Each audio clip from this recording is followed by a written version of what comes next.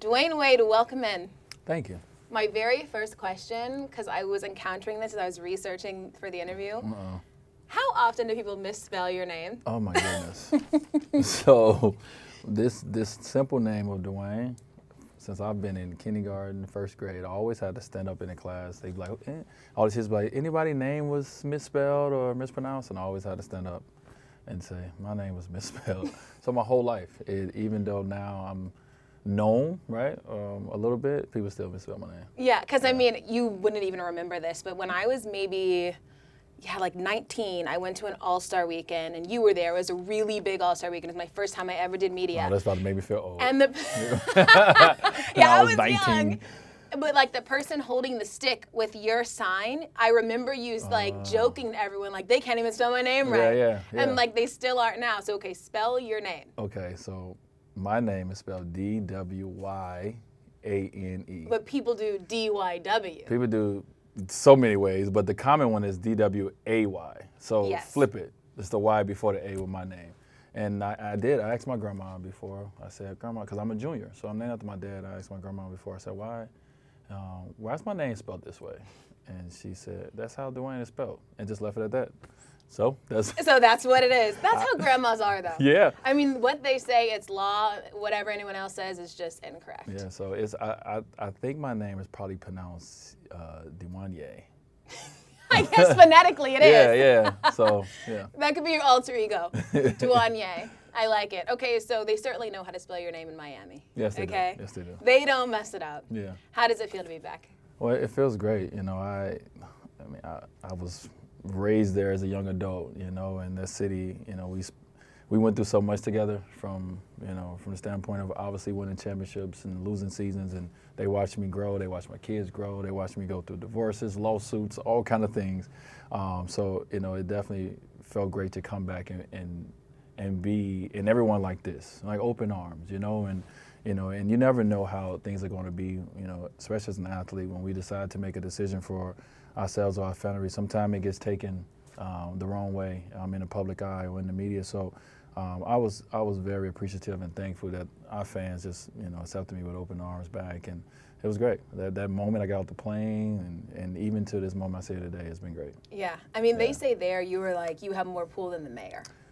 I don't know about all that. They say you run Miami. I mean, everybody there loves D-Wade. But do you feel that as you're just around the city when you came back? Like there was this uproar of people in Miami that were just so happy. Yeah, no, it's definitely a cool place to be. Let me be political. Maybe be politically correct. It's definitely a cool place to be. The most popular face or name.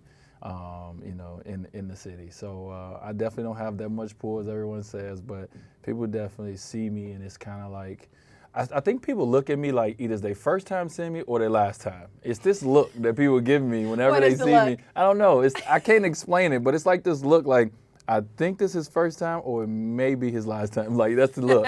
But it's great. It's flattering, as well, because it's a lot of respect there, and not only from what I do on the basketball floor, but what I've been able to do off the basketball floor, and really been the face, for that state and that city. Now, I've never been to Miami. Whenever I tell people that, they're like, what? Yeah, Everyone goes to that Miami. But okay, tell me what it's like, because to me it's just like one big Drake song, like every night.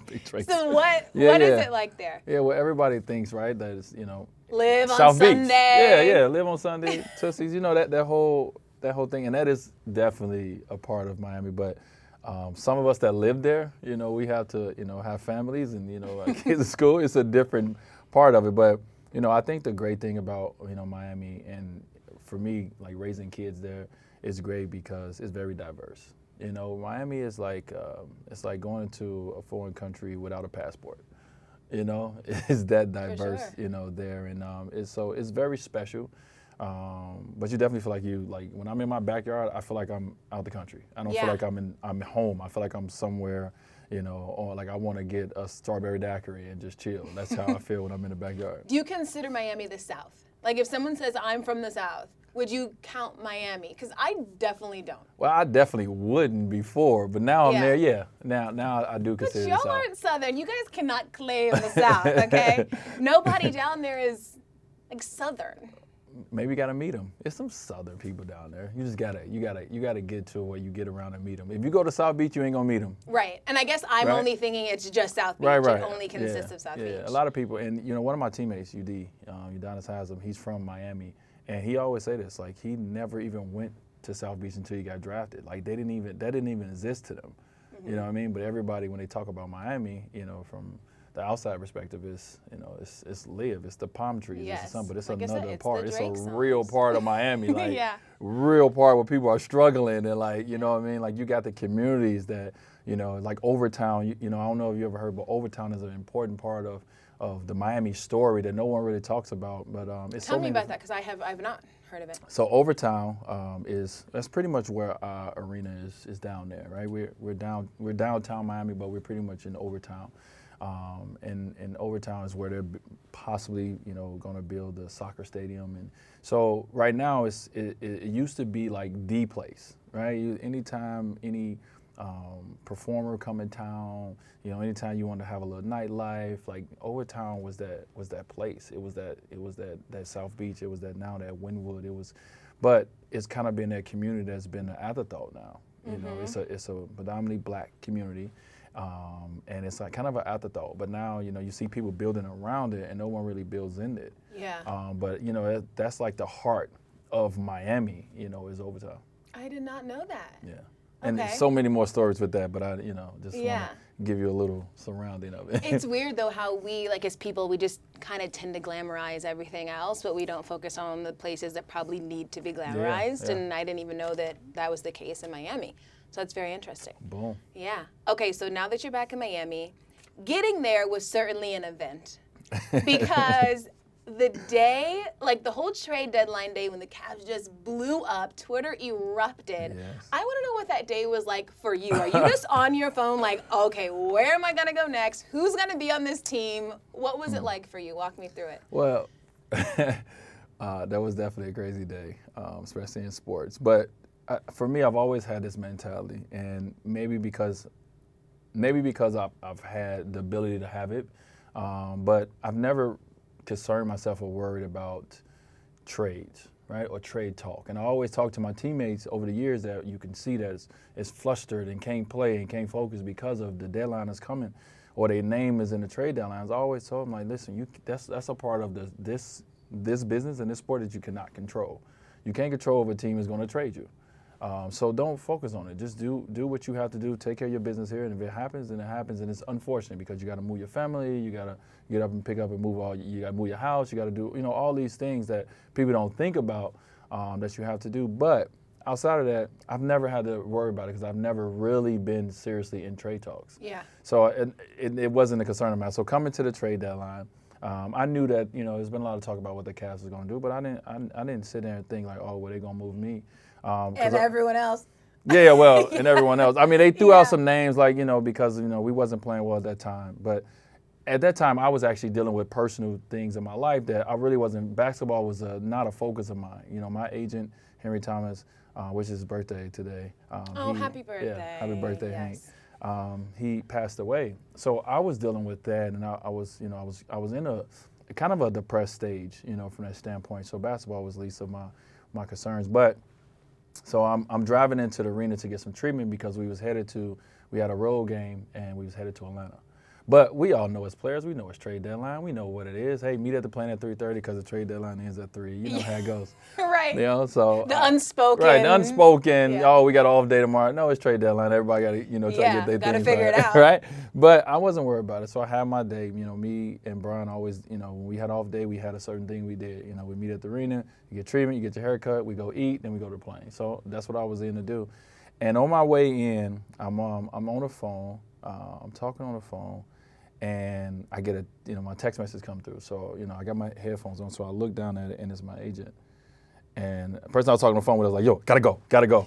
And it said, call me 911. So if it's trade deadline and you get a message from my now agent, Leon Rose, and it says, call me 911, you're definitely about to get traded. For sure. So I was just like, yo, all right, pick up the phone and called him. And he's just like, you're going to Miami. Well, he was just like, well, the conversation's been had right now, and they obviously want to hear what you say and want to respect your wishes. I think it was kind of like Cleveland was saying, hey, we're about to make these moves, and these moves will affect possibly his playing time. We're bringing in young guys, blah blah blah, and if he wants to go to Miami, this is something that we can work out and trade him back to Miami. So I was like, sign me up. Yes. Yeah, I think I thought. First of all, for me, I needed it. I needed to go back to my family. I needed to be around my kids, and then I needed to go back to a place where, basketball-wise, I felt comfortable. I was a little out of my comfort zone a little bit, playing in Cleveland with a different role that I've never played before. Not even just coming off the bench, just on the court, the role that I had to play.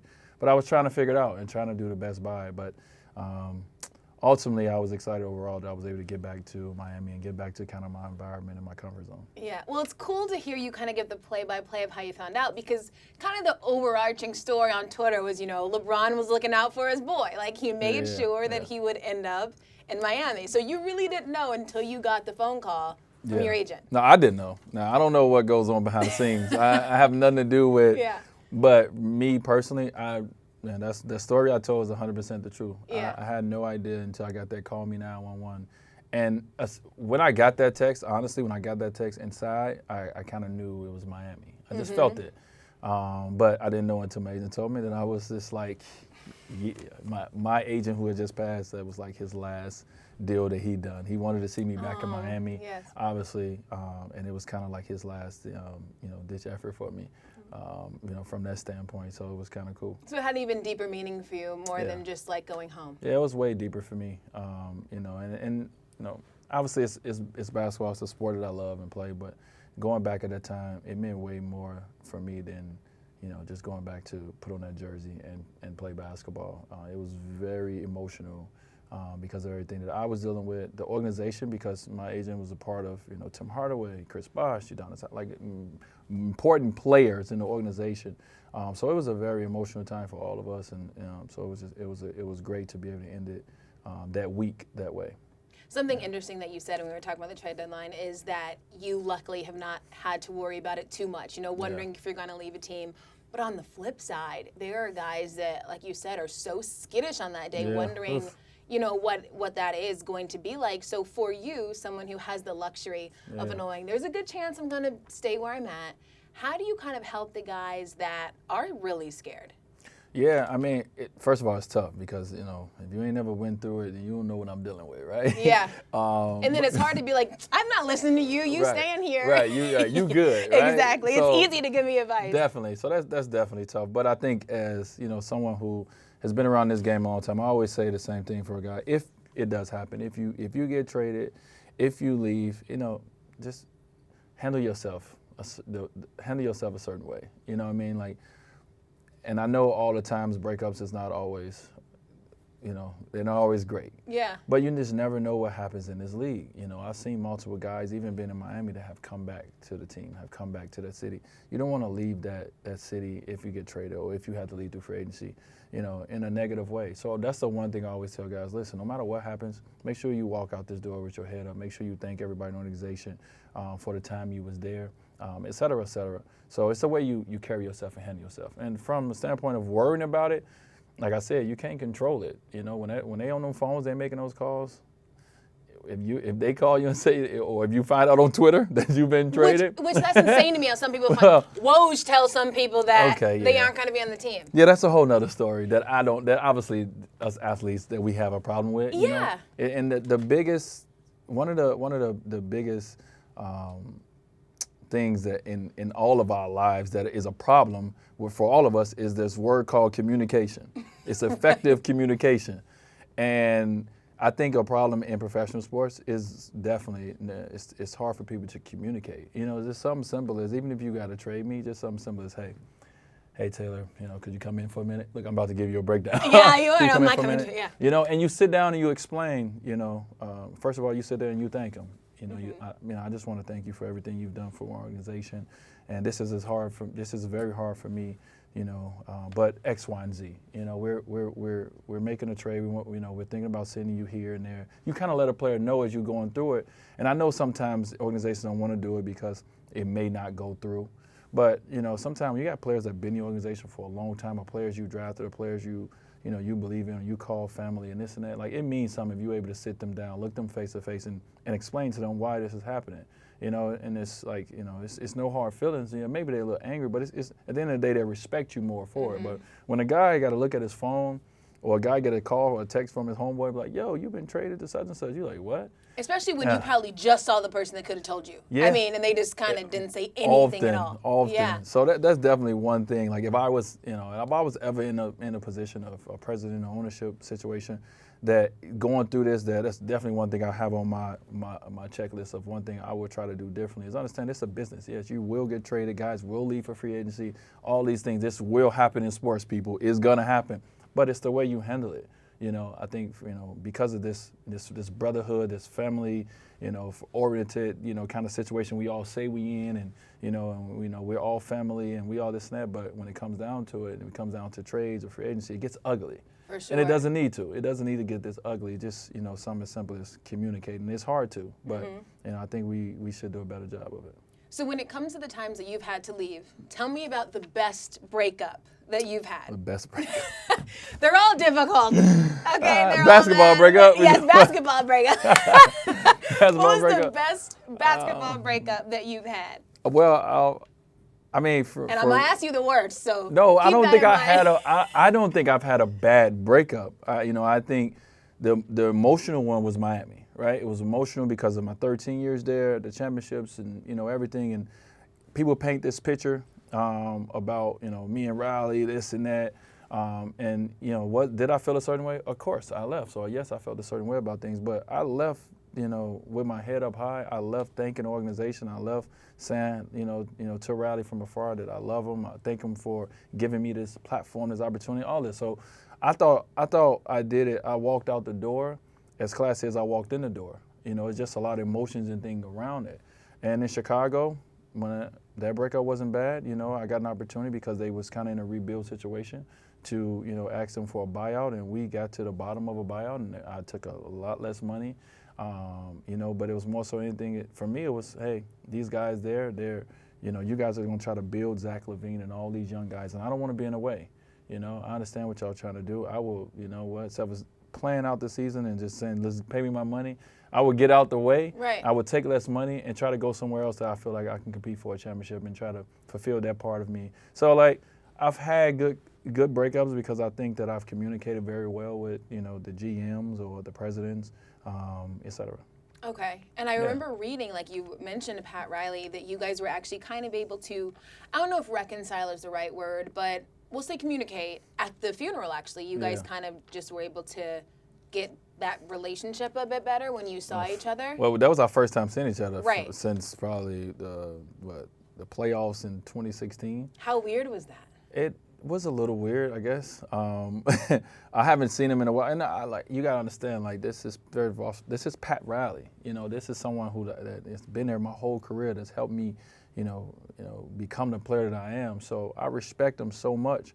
But sometimes business, gets in the way. But at the same time, when I seen him, I was just so thankful that he was there at a time like this for myself and for Udonis and Tim Hardaway, guys that played in his organization. And it was a tough time for us, and he was there for us. And him and the other guys from the organization was there, and that meant more to me than anything. It wasn't even about basketball. And he came and embraced me and hugged, and that right there. That went so far for me. It's like it's like an embrace from your father. I've not seen him in a long time, and having a little rift in y'all relationship. It will always mean something. So then nothing else really need to be said. From that point. That was it from the standpoint of, like, I felt better just from that. And then when the trade happened, it kind of made me feel good as well. It's like, what, everyone wants to feel wanted. And at this time, I felt like the Miami felt that not only did the Cavs want to get off certain guys, but also Miami felt, what, we have a need for Dwyane to come back here, and I felt wanted when I heard that they said, because they could have said, we passed that. Yeah, we good. Yeah, we passed that. Let's leave those 13 years back there. But they was like, no, let's bring our son back, and so I felt wanted from that. Yeah, and you've always said you wanted to retire, as a part of the Miami Heat. Yeah. Of course, there's little rumblings, little birdies saying you may retire after this season. Yeah. There's just rumblings. You have nothing to add. Oh, it's like you. It's like, is there any truth to those rumblings? Well, I did an interview, and they're kind of asking about this year. This is my 15th year. I'm 36 years of age, et cetera, et cetera. And I say, well, yeah, I'm at that point in life where once this year is over, I can sit down in the summer and really think about how much more do I want to do this or not? It's kind of like that situation. I have my oldest son is a junior in high school next year. It's an important time for him in his space, his basketball career, and it's so many other things in my personal life that I have to sit down and think about. But it wasn't me saying, hey guys, like y'all might want to get out and get these tickets because this might be it. Because I'm not thinking, that's not what my mindset is right now. My mindset is finishing this year, getting into the playoffs, having a good playoff, having a good year. But when the summer comes and I get out on one of these beaches somewhere and I sit down and think. And another banana boat. Yeah, well, all that. And I sit down and think about my career and my life. And at this point, what I want to do, I have to sit and think about it. And I have to think about, everything. And that's all. I mean, I have to do that. So it's kind of like I hear everyone saying this retirement stuff and I laugh a little bit. And I do understand because, it is a possibility. I am 36. I am in my 15th year. I definitely could walk away from the game, but also I still know I have more to give to the game. But it's just about, does it make sense? From a basketball standpoint, from a family standpoint, all these things combined. And that decision would be made, a lot later and not right now. Well, it has to be made by July, but I was like, a lot later than just right not now. this moment. Yeah. So on my Twitter feed, every day I would go down and it says, don't retire. Or people tell me don't retire, and it's kind of like, it's like being like in Marquette all over again when everybody wanted me to come back for one more year. Yeah, to don't school. leave. One more year, right? Right. It's like that chant is happening all over again. Right. And I'm like, this is crazy. But, I definitely would get to that point, Taylor, and I would kind of decide with, my loved ones and, with the Miami Heat organization, kind of what's the best place for Dwyane Wade at this time. And, third person, I just did that. Yeah, you did. Third person. I let it slide, though. Yeah, I do that every now and again. But, so, yeah. Okay. So, hey, you addressed it. You're like, I don't know right now, but it could be. Who knows? Yeah, I'm not thinking about it right now. Yeah. Okay, so you mentioned your son who plays basketball. It's Zaire, Zaire. right? That's Zaire, okay. yeah. He's kind of bomb. He's pretty good. I know he's going to see this interview, right? And we'll see some clips of it, so I'm not even about to go there. You're not going to boost him? No. I love the fact that, that my oldest son, followed, not followed in my footsteps, but took on a passion and the love of a game like I did. And that's great. My other son is not there yet, but my oldest is, and it's kind of cool. It's a bond that we share that is great. And he definitely has the genes, right? He has the talent. It's in his DNA. The kid can play the game, and I know that he knows that now it's the rest. It's going to be the other things. It's going to be about his work ethics, and all these things is going to take him to where he wants to be. But I'm enjoying seeing what he's going to do with his talents and and with the game that he loves. I took him to the gym the other night, and we played a little basketball, played a little one-on-one with him. I haven't done it in a while, and I had to let him know that even though your pop's 36, I still got you. Yeah, you still ain't there yet. He had a couple shots on me though. That I was like, oh. Well, what do you see in his game that you like? It's two things I love. He's a complete player. He does everything on the basketball floor, and his vision is off the charts. The way his IQ of the game and the way he sees the game is definitely better than the way I see it. And I think I see it pretty well. He sees it better than me. Is he a point guard? What position does he play? Well, right now he's a point guard, and I think that's definitely will be a position for him. I think he's always gonna be a point guard. But even if he's off the ball playing as a two, he can shoot, he can score, but he's always gonna be a playmaker. So I don't know how big he's gonna get and all this stuff, but he's definitely always gonna have that point guard mentality, in him. I've always wondered, what it would be like to be the son of like a superstar athlete and, kind of thinking to yourself, will I be this good? Will people always compare me to my dad? So what steps do you take to make sure that he is able to be his own player and not feel that on him all of the time? That's a great question. Because I don't know what it's like to be Zaire Wade, right? I know what it's like to be myself and to grow up the way I did and the struggle and my journey to where I am is way, way different than his. And that doesn't mean that mine is harder than his. A lot of people think that because of our kids have, a lot of material things and have a lot of things that they want to need, that it's easy for them. Not necessarily. It's not easy at all. His journey, his path is way different than mine, and it'll be tough in his own right. So so what I try to do is I just try to, you know, with any one of my kids is find a passion or something that they're interested in. If you're interested in it, I'm gonna give you everything I can to make sure that you can succeed and be your best self within that. And I always tell Zaire is, listen, I didn't name you Dwyane Wade III.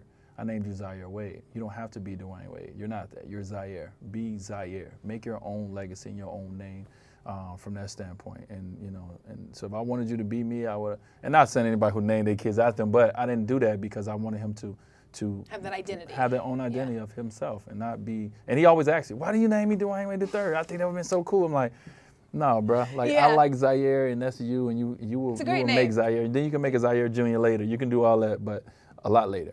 But so yeah, that's kind of the mentality, I think, and you know, and who he's going to be, you know, if he's going to be a basketball player, if he's even going to be one, you know, I'm going to love him. I'm going to support him, you know, no matter what he do. If he just want to fall into the family business, then you know, hey, come on. So it's it's whatever. And I always love hearing like you talk about your kids, also LeBron talk about his kids. Yeah. And I remember watching the interview when you were saying when you first got custody of your kids, you were calling LeBron like, how do I do this?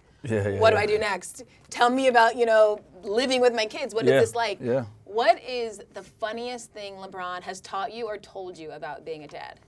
I don't know if it's, when people say that, it's kind of hard because you're like, I don't know if it's funny. You can't think of a funny thing. Right, I don't know if it's funny. But I definitely knew that, you know, when I called him and I reached out to him, and that, you said it was kind of like, okay, so how do I do this thing with my kids to live with me? Yeah. You know, like, because they haven't lived with me in a long time. So how do I do this all over again? You know, and we kind of sat down and just talked about, you know, listen, it's gonna be tough, D. You know what I mean? And you know, even though we hugged and smiled and laughed, you know, and did everything we did about it, how cool it was, but then he was like, yo, bro, it's gonna be tough. Yeah, like and really. These are the reasons. And these are the reasons. You know, you're gonna be gone a lot. You're gonna be this, and that was around our championship era. You know, it was hard. You know, you got to do X, you got to do this, you got to do that, and it was a lot of things that I just had to learn. You know, like I was getting up in the morning, taking my kids to school, and it was like I had like an hour and a half after I dropped them off before practice, and I didn't want to go home, so I had to go to the gym. And it was just a lot of things that I was just like.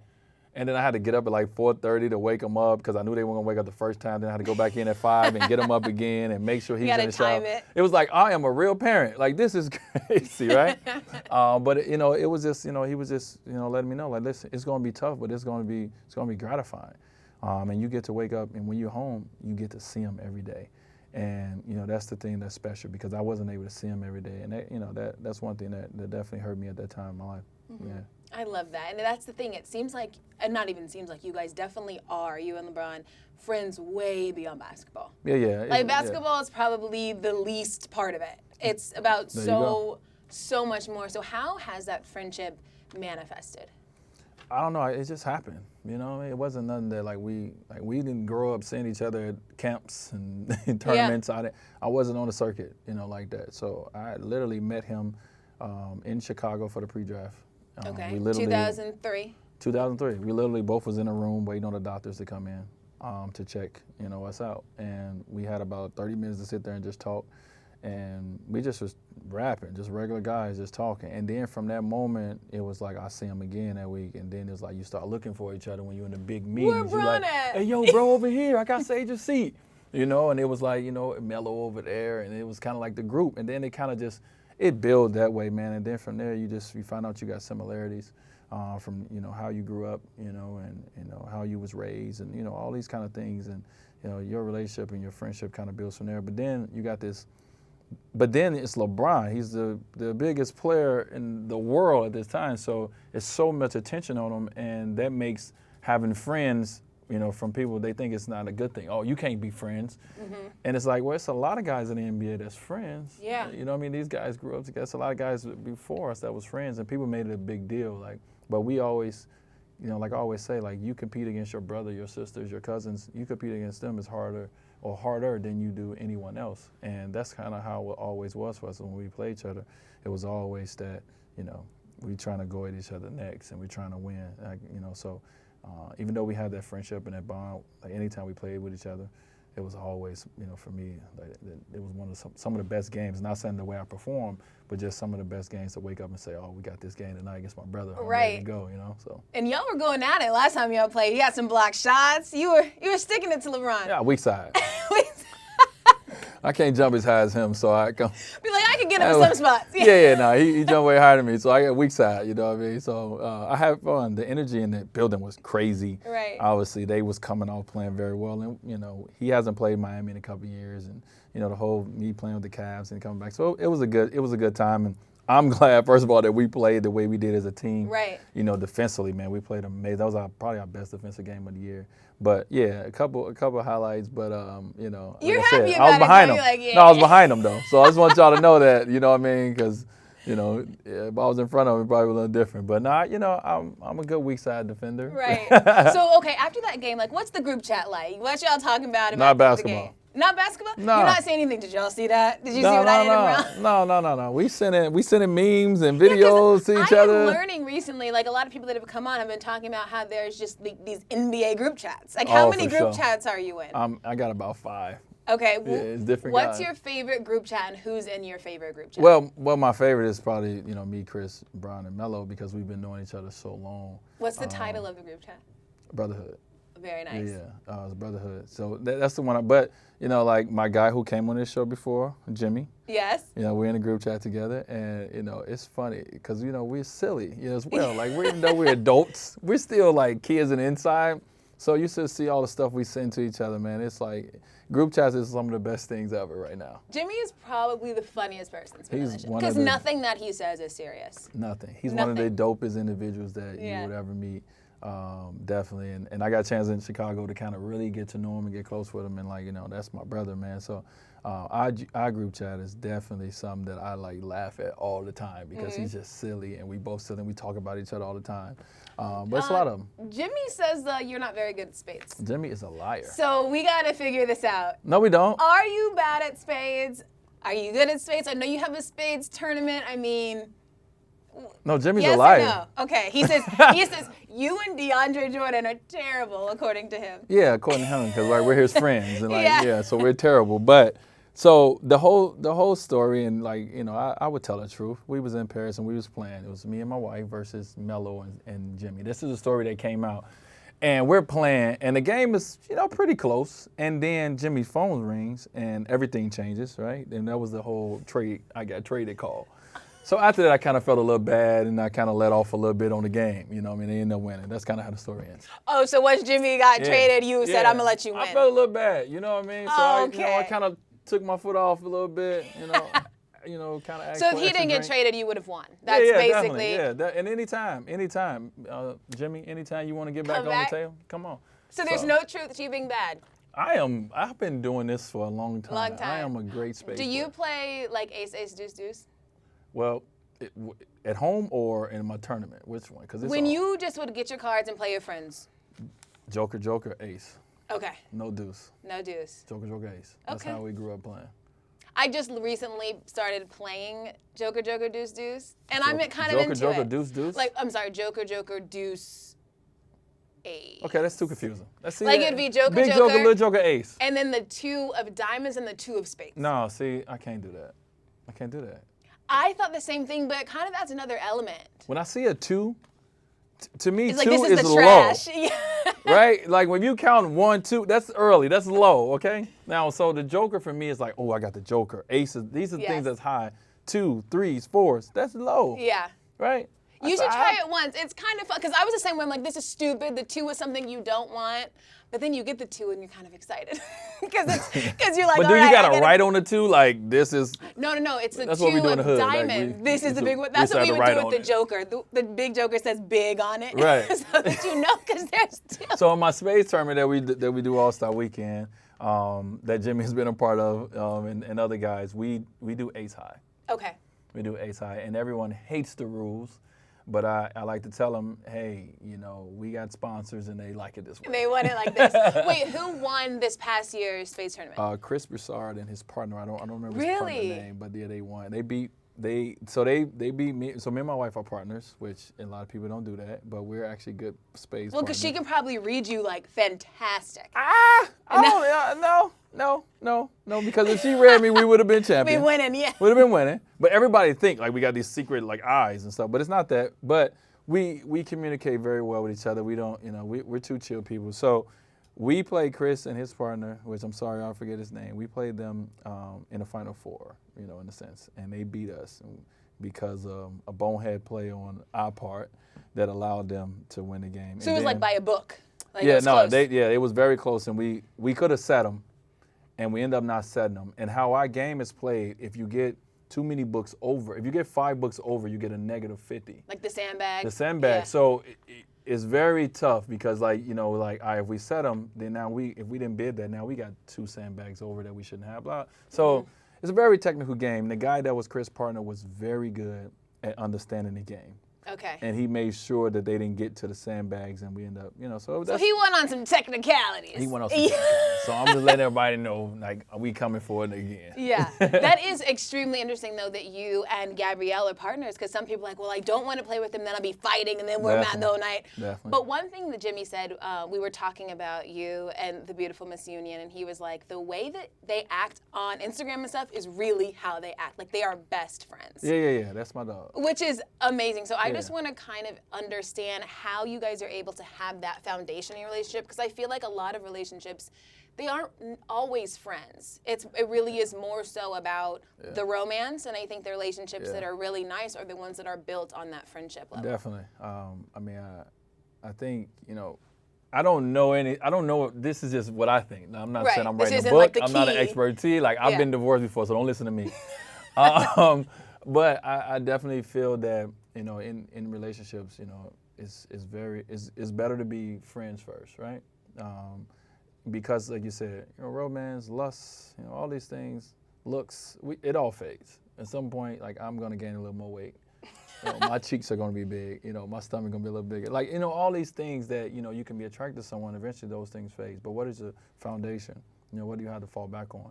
And for us, we fall back on our friendship. We're 2 people with busy lives and 2 totally different careers and different lives. So when we come together, and when we're apart, like, what keeps us, like I always say, that I just so happen to get married. We just so happen to get married to each other, but we would have been best friends in life. Right. You know what I mean? Oh, like, that's so cute. Yeah, we'd have been best friends. Now, we just so happen to get married, and I have all that, the other mushy stuff. But, like, outside of that, like, we're that's my dog. Like, we, you know what I mean? We, like y'all dance. Yeah, we vibe. Yeah. We vibe. And, like, for me, it's cool because, you have to understand who you are, you know what I mean? Especially when I had a chance and she had a chance to do this for a second time. Now you know what you don't like and don't want.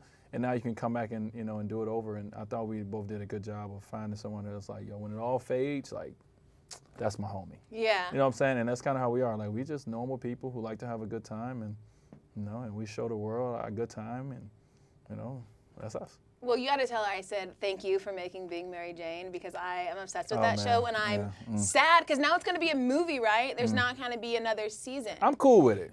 You're like, I'm ready for her to be at home. No, she ain't going to be home. That ain't She's going to be working. Yeah. Good for you, Gab. I'm cool with it. It was a lot of sex scenes in Being Mary Jane that, that made me a little hot, underneath, this jacket. I'm sweating right now talking about it. Seriously, what is that like, watching the sex scenes? It's rough. Yeah. It was I don't want to think about it. So I told this story before. So one thing my wife always does, she gives me like the scripts of like what she's doing, so I can read them and kind of we can talk about them together and also see if I can improve or certain things that don't improve. But I'm a guy, and sometimes I just skim through it and might not read the whole thing. So the whole Being Mary Jane, the first season, I didn't read the whole thing. I just kind of skimmed through. I was like, this look good. You should do this. I think this is great. And then the first episode came out, and it was this at the end. It was this sex scene in the shower.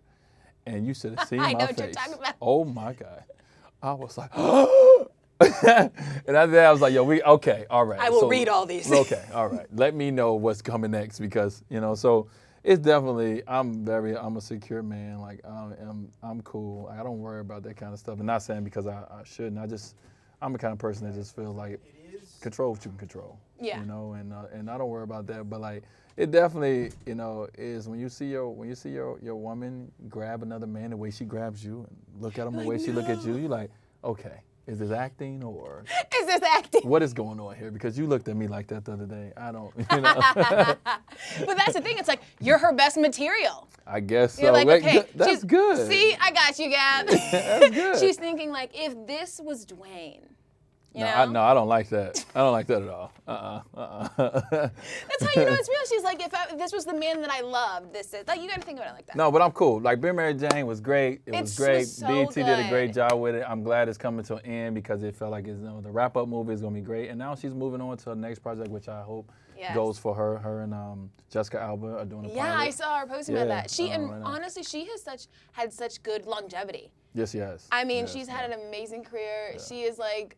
my favorite person ever. So please tell her I said hello when you go home and see her. Yeah. She'll be watching. Okay. She'll watch everything I do. Yeah, I know. She's always like, when like you have a bad call in a game or a good dunk, she'll be the first person on Twitter talking about it. So Oh, for sure. We rap. yes, That's what we do. So, always, for sure. which is fantastic. Okay, where is the next vacation? A, and B, how do you pick? How do you guys pick where the vacations are? I'm talking about your group vacations with like group Ron vacation. and his wife. Well, so the vacations vary every summer depending on kind of what's going on. So, last year we didn't even do the banana boat vacation, and I don't, depending on our schedules and all this kind of stuff. So it kind of is when it can work. So, we took a different vacation last year with a different group, 2 different groups, and we're kind of, planning that right now. And it's like we got a group chat with. So it's a relationship group chat. It's everybody who was married in August and around in September-ish time, and we all go on like an anniversary trip together. And it's like right now we're kind of planning it, and it's so funny if you go through and read the guys' response to the women's response.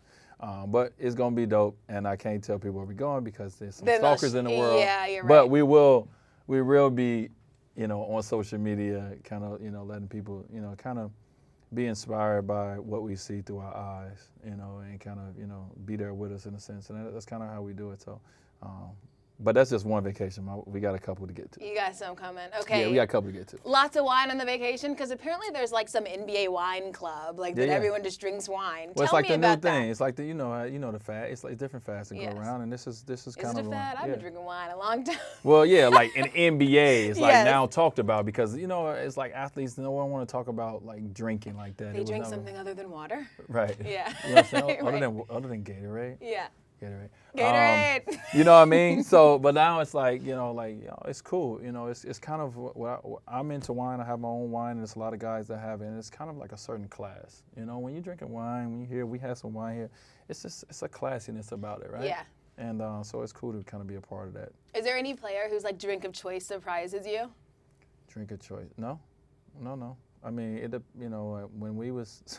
Not drink of choice, drink of how many bottles. I have a video out. I don't know. I think we released it a little bit, but like I have a picture and it's on my social media from this summer. But it was me, Mello, and Jimmy, and we all was in Paris and hanging out for Fashion Week.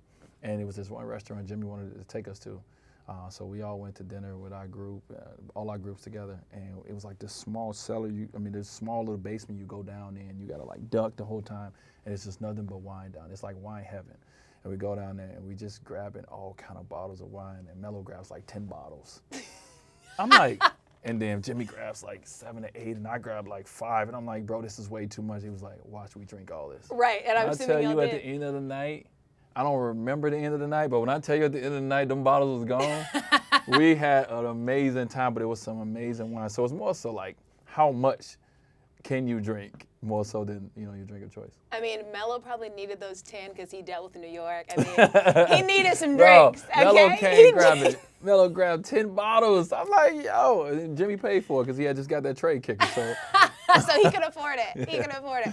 Yeah. Is Mello probably like the most avid drinker that you've been around? Well, I mean. Not avid, but enjoys it. Well, for me, I think he's one of the first ones that, I was around that was so knowledgeable on, on what he was drinking. Yeah. And now LeBron is so knowledgeable in drinking. So it's kind of cool for me to be in, but I know it's so many other guys that's into it, but for me it's kind of cool to be in a friendship and relationship with guys that, are really into it, and you can, even if it's some things that I don't know, and I can reach out to them and be like, yo, such and such, and they can hit me back and be like, especially they respond back quicker to wine than anything else. Oh, the group chat gets fired when we talk about wine, but So it's kind of cool. Mel was kind of one of the first ones who when he was here, go to his apartment here, and he's kind of had this, this exclusive wine, and kind of take you back there, and he kind of give you a whole dissertation on, on all the wine. Yeah, you get it all. So. Yeah, so Melo knows it all. Melo knows a lot. Yeah. Melo knows a lot.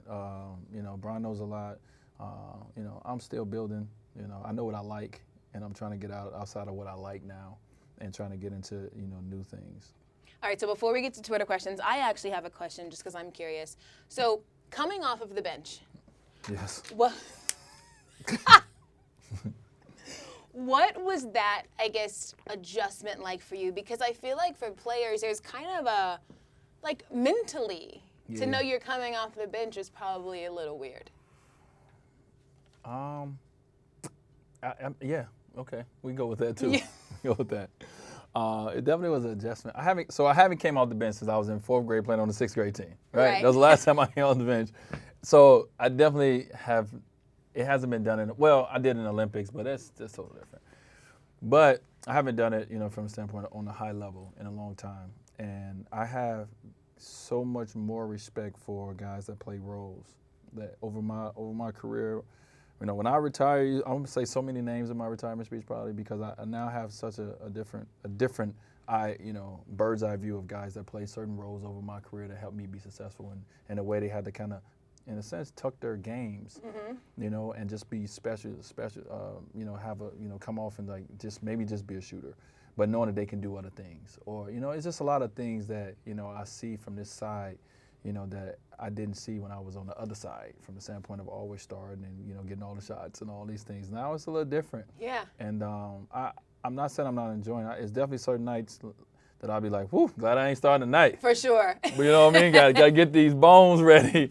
I need a little extra time. But, it's certain things you miss about it. You miss coming out, especially being back in Miami. I kind of miss coming out, at times to, my name in the star lineup and, kind of the crowd, cheering. But for the most part, this is an adjustment of, understanding your role and knowing, I played 23 minutes and it's kind of like, well, how does it come? So you got to kind of get in a rhythm right away. And, the game is fast already by the time you get in there and you Yeah, I'm feeling this. Yeah, you're trying to get into it and now, they on a 6-0 run. That's a timeout. You I ain't even broke a sweat yet. Right. So, but okay, so when you realize, or are told that you're going to be coming off the bench, okay? What goes through your head? What are you thinking? Are you like, no, I'm not? No. So how my whole situation happened from the standpoint is when I was deciding after I got the buyout, deciding kind of where I want to go, kind of talked to Ty Lue, in Cleveland, and Ty Lue, said, I asked him, what my role could be, et cetera.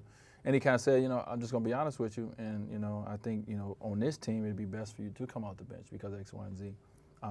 And at that time, I heard him and I was like, okay, but I want to start.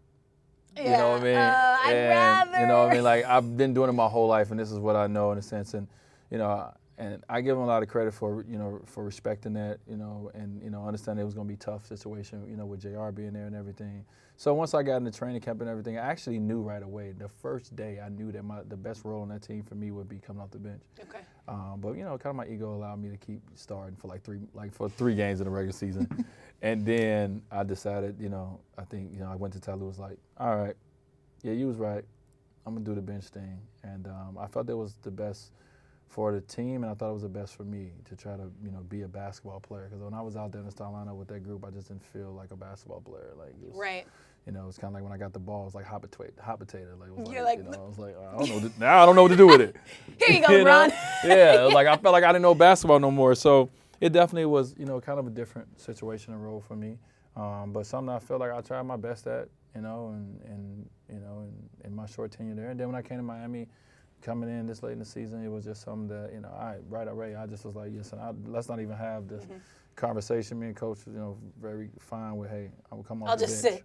I'm going to come off the bench. These young guys here, there's, that, I have empathy for, with me coming back, because with me coming back, that does take away some of their growth, in the standpoint of, 4 quarters I'm playing when they was playing, or they could be getting that experience. So 4 quarter I'm getting the ball, I'm shooting, these shots, and they could be getting that experience. So I definitely, it was one of the reasons why it was tough for me to even think about going back to Miami, because I have so much love and so much, admiration for the young guys that was there, like the Tylers, the Josh, the Jessons, and all these guys who's growing. And I didn't want to stunt their growth. Yeah. In a sense, but so I have empathy for that, and coming back and just saying, hey, I'm just gonna do what I can, and to help this team be better. Okay, this question is going to sound worse than I mean. Okay. Uh-oh. Disclaimer. Uh-oh. Do you feel old? Like, what does that mean? Like, you're.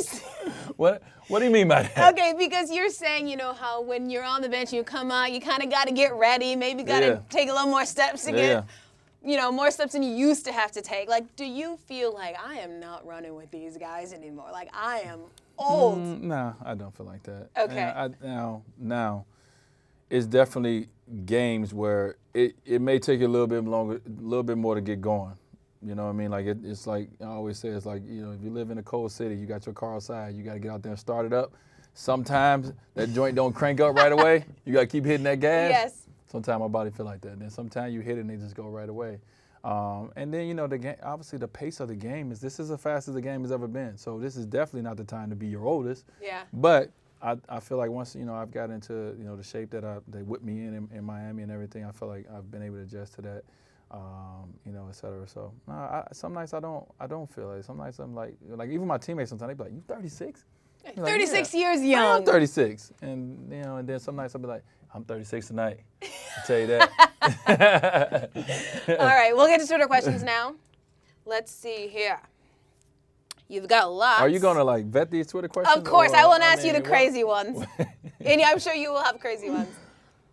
Let's see. Okay, how funny. Somebody wrote Grandpa. We were just talking about you being. All right. That's just wrong, y'all. I'm sorry. Okay, how do you feel about Tom Crean, UGA? Oh, great question. So I got a chance to spend time with him last night in Atlanta. Very nice. Right, we sat in the locker room because I didn't play last night and back-to-back, I was chilling. And he came in the locker room, we sat and talked, and I'm just so happy for him and his family because he's a coach. And, I love to see him on TV. I love to hear his analysis of the game and the way he breaks the game down. But I love him being a coach. Very nice. So I'm happy for him. I can't wait to go up there. I can't wait to take my son up there to see, someone that my son grew up, in Coach Crean, knowing Coach Crean, and now I can't wait to take him up there to take him to a college and see how it's ran and how it should be so he can get that feel of like, that's what I want. So I'm so happy for him and his family. Good. Yeah, that was a really good question. All right, let's see. Okay, which injury was the hardest to overcome, and which one was the most satisfying to overcome? My shoulder injury. Okay. The one that people. I am glad that social media wasn't around at that time when I had to get wheeled off, but I definitely had. You would have been on every. Oh, meme. I'd have been on so many memes. Yes, you would have been in the group chat. Oh my goodness! But people don't know the doctor. Term about it all, but I had a terrible, terrible shoulder injury, and coming back from that was one of the toughest things I had to rehab from and come back from, and it's still to this day it affects my shot. I had to change my shot totally from it because the fracture I had in my shoulder, the doc had to tighten my shoulder so much that it didn't even affect my lift on my shot, and I've had to adjust over my career to that. So. That definitely was the hardest injury that I ever had to deal with. Good answer, and that was a good question. Thank you. That was a good question. Yeah. Shout out Jason. Shout out Jason. How young is too young to be ranking or recruiting basketball players? Because they do it super young. Well, that's a tough question because I'm a father and I was a player before that was young. So you wanted to be ranked, right? You wanted to get that. Yeah. But as a father, obviously, I feel that even seeing my son sometime when he sees like certain things, like I'm like, you try to like, don't get the big head type mentality, right? Mm-hmm. Because you want these kids to be hungry, you want to continue to keep working and get the best out of themselves and not feel satisfied like they made it, especially in the social media world. So that's a good question. I don't have the answer for it, but I definitely have mixed feelings on the rankings because one, I wanted it when I was young, and two, like I have a son now, and I'm kind of like, he'll need that attention. Right, for sure. So you see both sides. Yeah, like I give him a little bit, but don't give, so we'll see. All right, toughest defensive player that you've ever faced?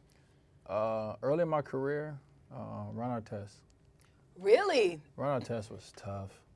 And like scoring a Ron Artest was like, you felt good. Like you left the game, like when my rookie year, when I got to the playoffs and I kind of like had a good series versus Indiana. Like, I walked out of that playoff feeling good about myself, like my career. I'm Yes.